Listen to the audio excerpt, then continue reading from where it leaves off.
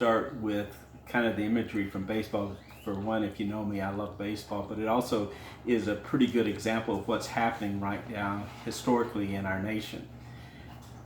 A kid coming up to a stand with a baseball on it, t-ball, all the way up to a major league baseball player who makes millions of dollars doing what he does.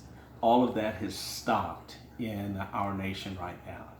And it represents what's going on in all kinds of areas of our community, including the church. And right now, our response is we're shutting down the campus at Asbury, and just pretty much everything that is happening, it's happening in our homes or somewhere other than the church.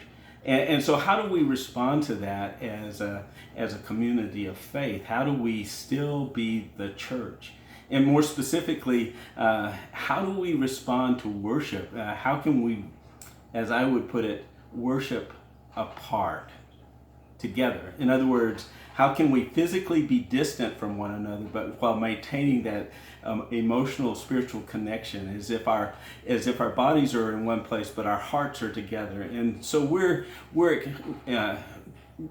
working with that in a way that we believe is at least an initial beginning of how we start to become the church beyond the walls. And so Sunday morning at 10 o'clock, I want to encourage you to be a part of our watch party as we watch worship together. And it will be Asbury's worship. It's not something we're bringing in from the outside. It is who we are and what we do in a unique way.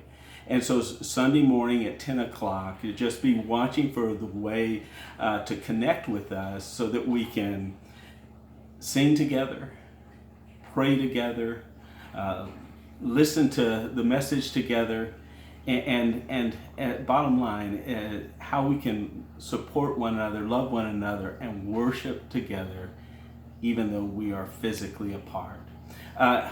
What can you do right now? First of all, I would just encourage you to be praying.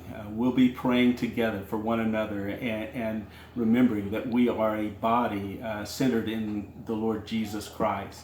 And the other is just simply to be patient because we're all on a journey, traveling a road we haven't traveled before.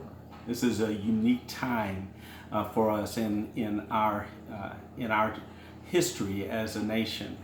And so pray, wait, and let's walk together with Jesus through this journey. Just want to say one last thing. God bless you until we see one another again face to face.